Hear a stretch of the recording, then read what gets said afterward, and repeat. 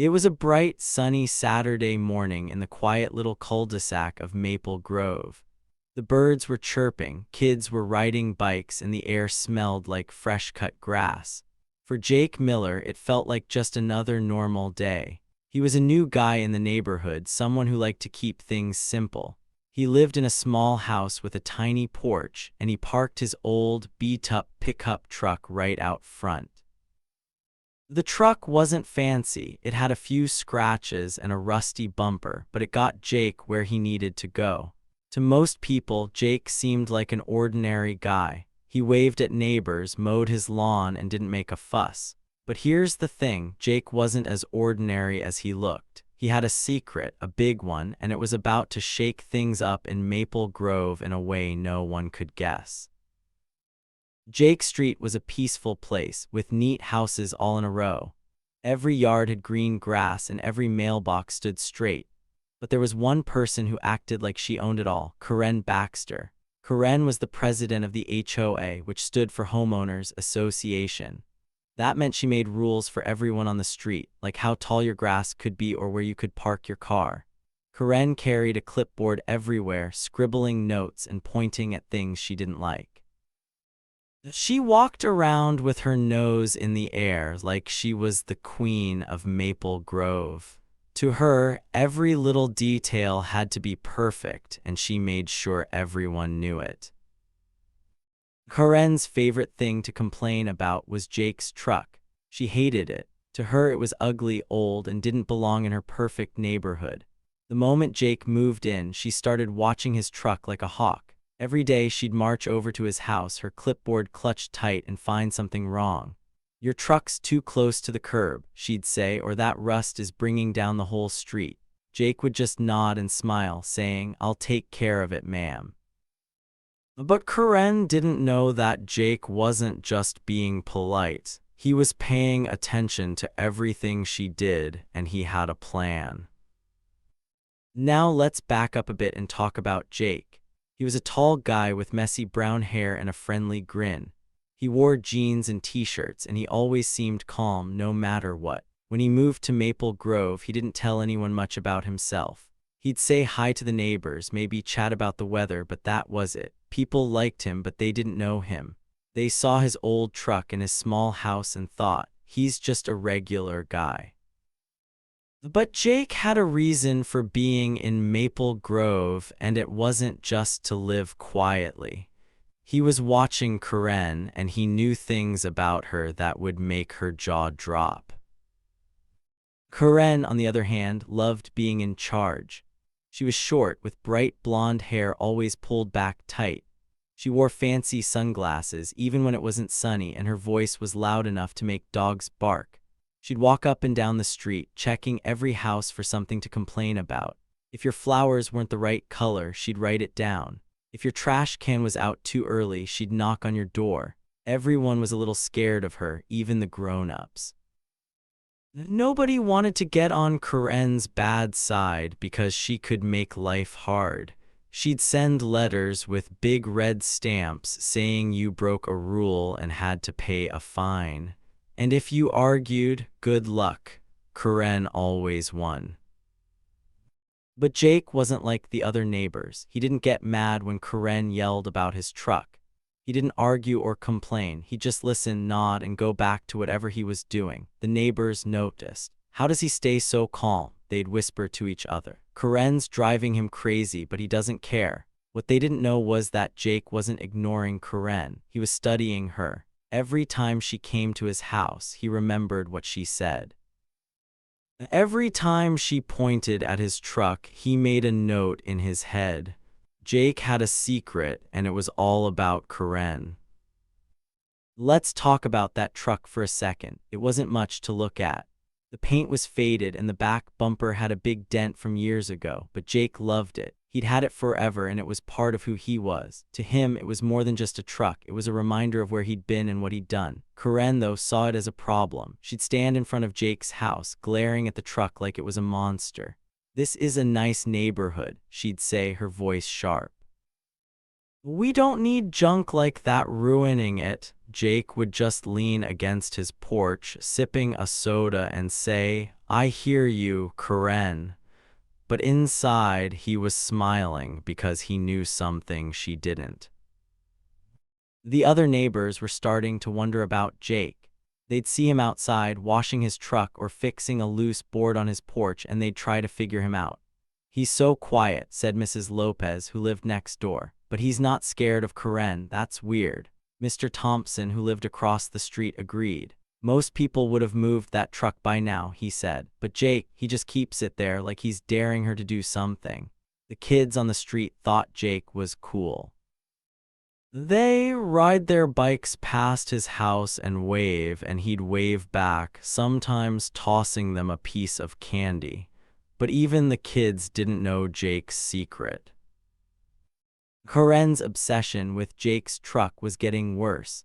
She started coming to his house every single day. Sometimes she'd bring a tape measure to check how far the truck was from the curb. Other times, she'd take pictures with her phone, muttering about evidence. Once, she even called a tow truck to take it away, but Jake showed up just in time and talked the driver out of it. Karen was furious. "You can't keep breaking the rule," she shouted, her face red. Jake just shrugged. "What rules, ma'am?" he asked, his voice soft but firm. Karen stormed off, but she didn't give up. She was determined to win. The neighbors were getting tired of Karen's complaints, but they didn't know what to do. She'd been in charge of the HOA for years, and she acted like nobody could stop her. If you tried to argue, she'd talk over you. If you ignored her, she'd send more letters. Some people paid the fines just to make her go away, but Jake wasn't like that. He didn't pay a single fine, and he didn't move his truck. He'd read Karen's letters, smile, and tuck them away in a drawer. "Interesting," he'd say to himself, like he was solving a puzzle. And in a way, he was. What was Jake's secret? Why was he so calm when Karen was yelling? And why did he keep his truck parked right where it was, even though it made her so mad? Those were the questions buzzing around Maple Grove, but nobody had answers. Not yet. All they knew was that something big was coming. You could feel it in the air, like the quiet before a storm. Karen thought she was in control, but Jake was one step ahead. He wasn't just a guy with a truck. He was someone with a plan, and Karen was about to find out what it was. Every morning, Jake would step outside and look at his truck. He'd run his hand along the rusty bumper like it was an old friend. Then he'd glance at Karen's house, where the curtains were always twitching. She was watching him, waiting for him to slip up. But Jake wasn't worried. He knew exactly what he was doing. He'd sit on his porch, sipping coffee, and think about the day when everything would change. That day was getting closer, and when it came, Karen's perfect little world was going to turn upside down. The neighbors could sense it too. They'd see Jake's calm smile and Karen's angry frown, and they'd wonder what was going on.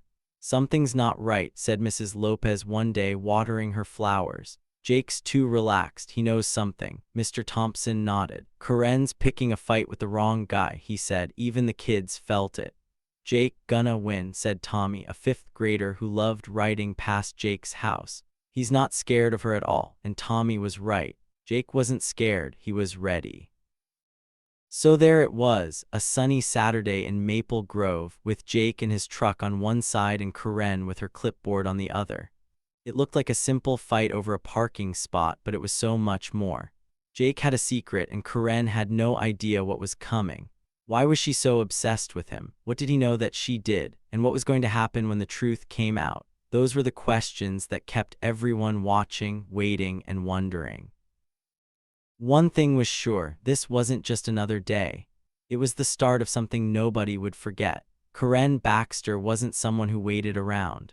The very first day Jake Miller moved into Maple Grove, she was already at his front door. She stood there, clutching her clipboard, her eyes locked on his old pickup truck parked out front. "That thing breaks Rule 47B of the HOA code," she said, her voice loud and sharp, like a knife slicing through the air. "It's ugly and it doesn't belong here. Move it or I'll call a tow truck to take it away." Jake leaned against his door, looking relaxed. He gave her a small smile and said, "Sure thing, ma'am." His voice was soft, but if Karen had looked closer, she might have seen a tiny spark in his eyes, a spark that said he wasn't as simple as he seemed. But Karen didn't notice. She just turned and stomped away, thinking she'd won. From that day on, Karen made Jake her #1 target. She didn't like his truck, his house, or anything about him.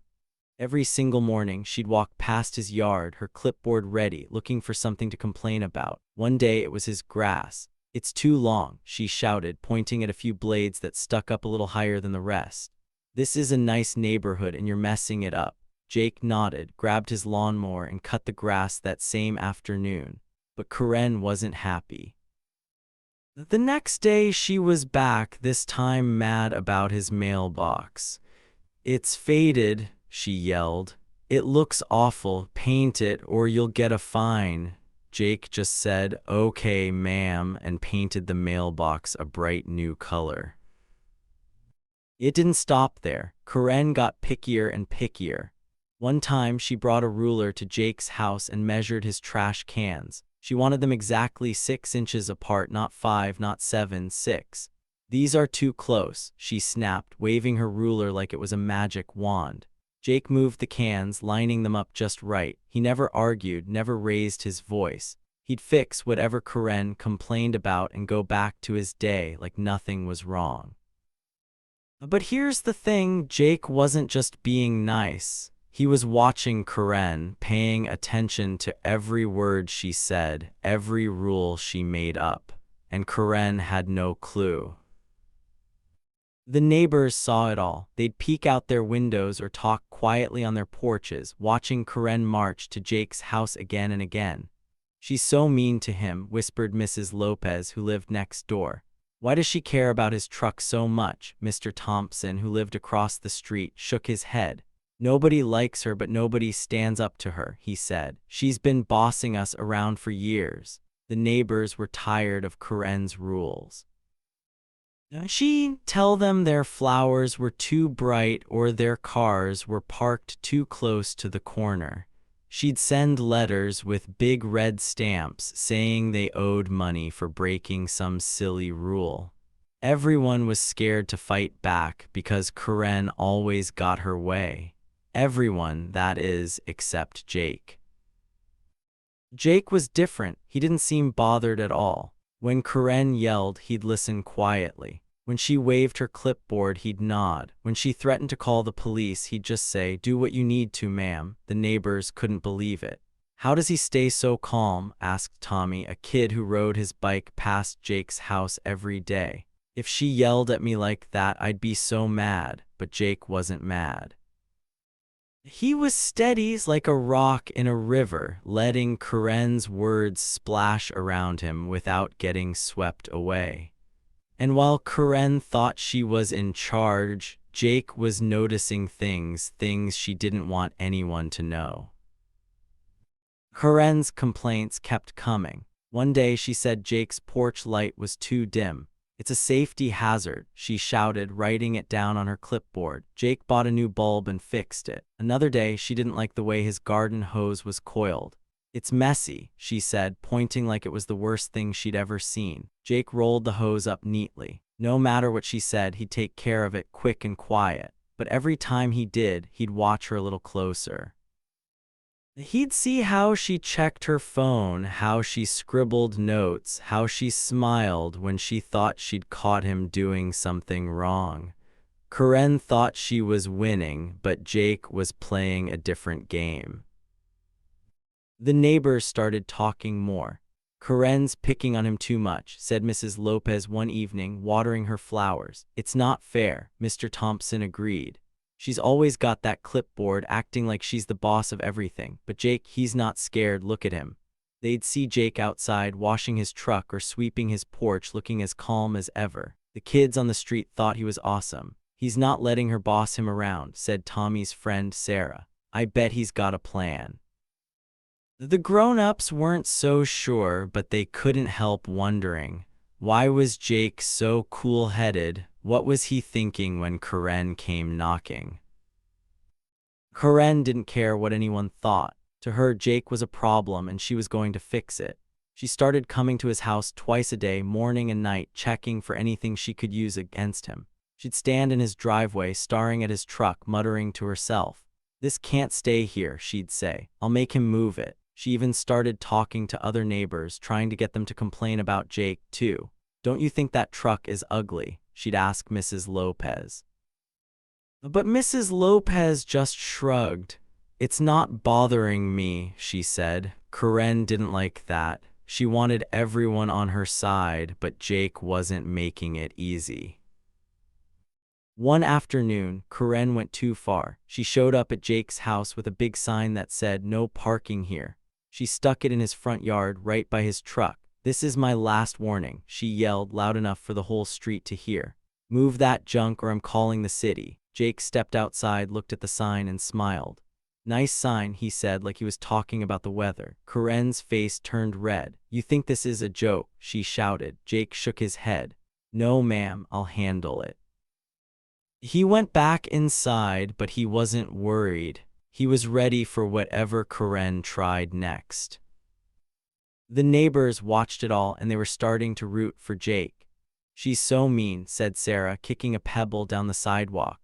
"I hope Jake wins," Tommy nodded. "He will, he's not like the rest of us." Even the grown-ups were curious. "Karen's digging herself a hole," said Mr. Thompson. "Jake, too smart for her." They didn't know what Jake was planning, but they could feel something big was coming. Karen thought she had all the power, but she was walking into something she didn't understand. Jake wasn't just fixing his grass or painting his mailbox. He was waiting, watching, and getting ready to show everyone who Karen really was. Weeks went by in Maple Grove, and Karen Baxter's complaints about Jake Miller grew louder and louder. Every morning, like clockwork, she'd march to his house, her clipboard in one hand and her phone in the other. At 7 a.m. sharp, she'd bang on his door so hard the windows rattled. "Your truck's bumper is sticking out half an inch past the curb," she'd yell, pointing at his old pickup like it was a crime. "This is against the rules. I'm calling the cops next time." Her voice was so loud it woke up half the street. Jake would open the door, rub his eyes, and look at her calmly. "You do what you gotta do," he'd say, his voice as steady as a sunny day. But inside his head, his thoughts were moving fast, like a race car zooming around a track. Karen thought she was scaring him, but she had no idea what was really going on. Karen's yelling didn't stop at the truck. She found new things to pick on every day. One time she said Jake's front door was the wrong shade of blue. "It's too bright," she shouted, waving her clipboard. "Paint it something normal or you'll get a fine." Jake nodded, grabbed a can of paint, and changed the door to a darker blue by lunchtime.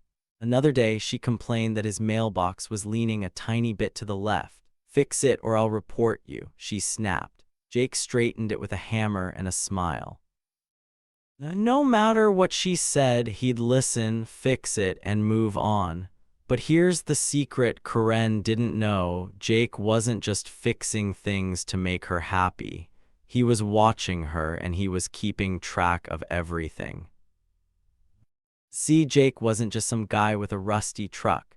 He was smart, and he had a plan.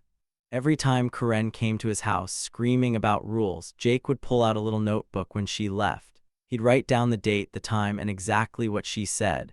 If she waved her phone and took pictures of his truck, he'd take pictures, 2 pictures of her standing in his yard yelling.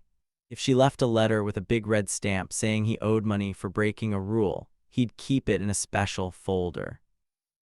He even wrote down how she looked when she got mad, her red face, her pointy finger, her loud voice.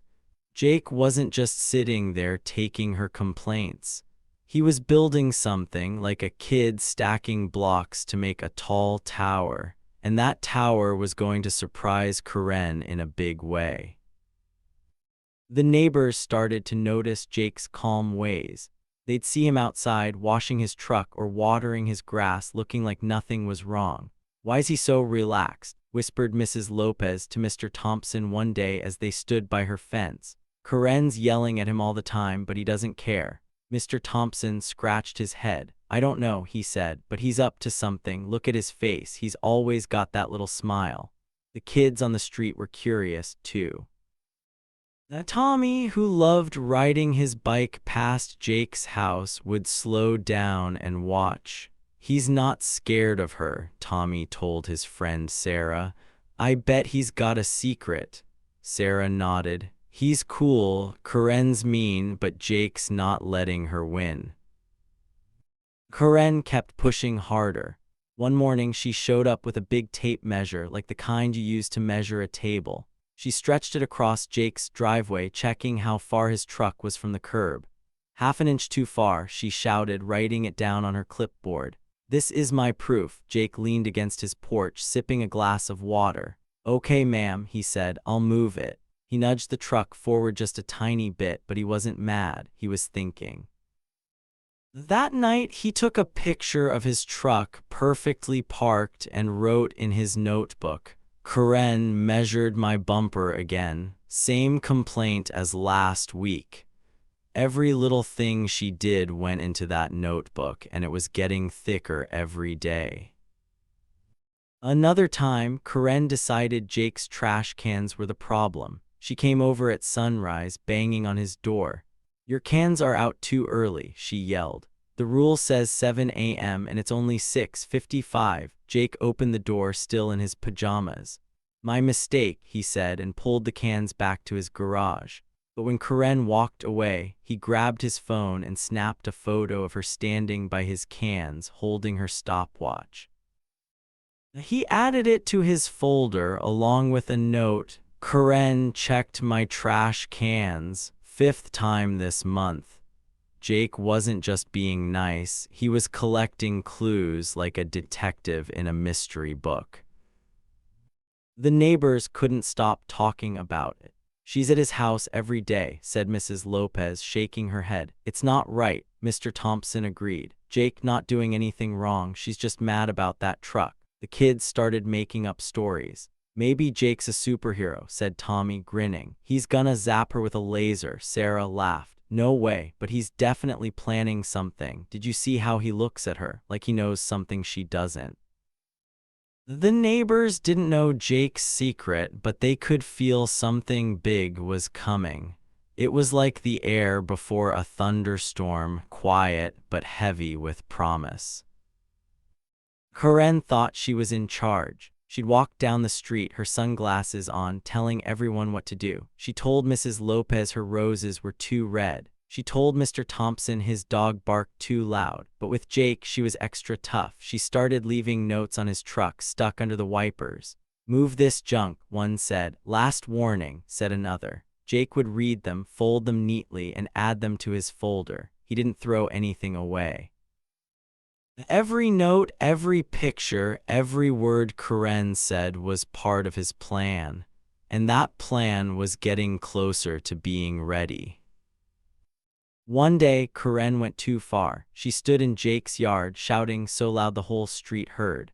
I'm done with you, she said, waving her phone like it was a sword. I'm calling the city tomorrow and they'll tow that truck for good. Jake stood on his porch, his hands in his pockets. If that's what you think is right, he said, his voice calm but strong.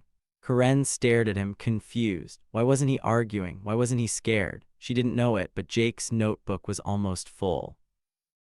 His pictures were ready, his clues were lined up. Karen thought she was winning, but the truth was about to hit her hard like a train speeding down the tracks. The neighbors watched it all, and they were starting to cheer for Jake. She's gonna get what's coming, said Mr. Thompson, nodding. Jake, too smart for her. Mrs. Lopez smiled. I hope so. Somebody needs to stop her. Even the kids were excited. Jake, gonna win, said Tommy, riding his bike in circles. I just know it. Jake didn't say anything to them, but he'd wave when they passed by, his little smile saying more than words. He wasn't just enduring Karen's tantrums. He was building a case, and it was almost time to show everyone what he'd found. One bright morning in Maple Grove, Karen Baxter lost her temper for good. She had enough of Jake Miller and his old pickup truck. That day his truck was parked perfectly, no bumper sticking out, no wheels too close to the curb. Everything was just right, but Karen didn't care. She was so mad she couldn't think straight. She stood on her front lawn, her phone pressed to her ear, calling 911. There's a suspicious vehicle on my street, she shouted into the phone, her voice high and squeaky. It's a danger to our whole community. You need to come right now." She hung up, crossed her arms, and smirked, sure she'd finally won. She thought the police would roll up, tow Jake's truck away, and make her the hero of the neighborhood. She waited, tapping her foot, imagining how she'd brag to everyone about getting rid of that rusty old thing. Jake was outside, wiping down his truck with a rag. He heard Karen's loud voice but didn't say a word. He just kept polishing the hood, calm as ever, like it was any other day. The neighbors, though, were watching. They peeked out from behind their curtains or stood on their porches, wondering what would happen next. "She's really doing it," whispered Mrs. Lopez to Mr. Thompson. "She's calling the cops on him." Mr. Thompson shook his head. "Jake doesn't look worried at all. That's weird." The kids on the street, Tommy and Sarah, stopped riding their bikes and stared. "Is Jake in trouble?" Sarah asked. Tommy grinned. "Nah, he's got this." Everyone could feel something big was about to happen, like the moment before a fireworks show starts. Soon the sound of sirens echoed down the street. 2 police cars pulled into Maple Grove, their lights flashing red and blue.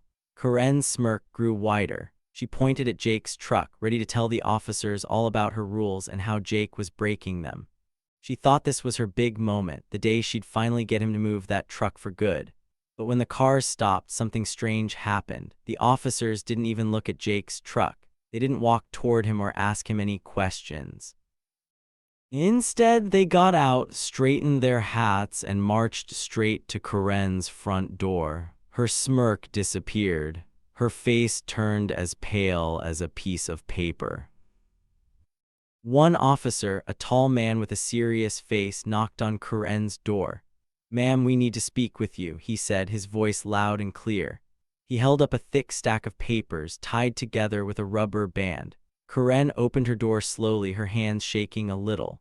"What's this about?" she asked, trying to sound tough, but her voice wobbled. The officer didn't smile. "We'll explain inside," he said. The second officer stood by the door, looking around, making sure everyone stayed calm. The neighbors couldn't believe it. They leaned out their windows, their mouths open wide. "What's going on?" whispered Mrs. Lopez. "Why are they at her house?" Jake didn't move. He leaned against his truck, his arms crossed, watching everything. His face was still, but his eyes had that spark, the one Karen never noticed. He didn't need to say much, but he knew exactly what was happening. The neighbors started to creep closer, standing on their lawns, trying to hear what the officers were saying. Tommy and Sarah tiptoed to the edge of Jake's yard. "Is Karen in trouble?" Sarah whispered. Jake heard her but didn't answer. He just gave a tiny nod, like he was saying, "Wait and see."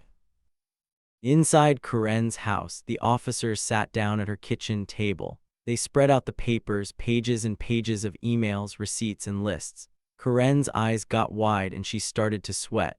"What are these?" she asked, her voice small now. The tall officer looked at her. "We've been looking into the HOA," he said, "and we found some problems, big ones." Karen tried to laugh, but it sounded more like a cough. "Problems? That's silly. I run everything perfectly." But the officer shook his head. "We'll need you to come with us to answer some questions," he said. Outside, Jake finally spoke. He stepped forward just close enough for Karen to hear him through her open door. "Guess your rules don't apply anymore," he said, his voice loud and clear. Karen's head snapped up. She stared at him, her mouth open like she'd seen a ghost. For the first time, she looked scared. The neighbors gasped. They'd never seen Karen look like that before. Jake didn't shout or gloat. He just stood there, calm as always, letting his words sink in.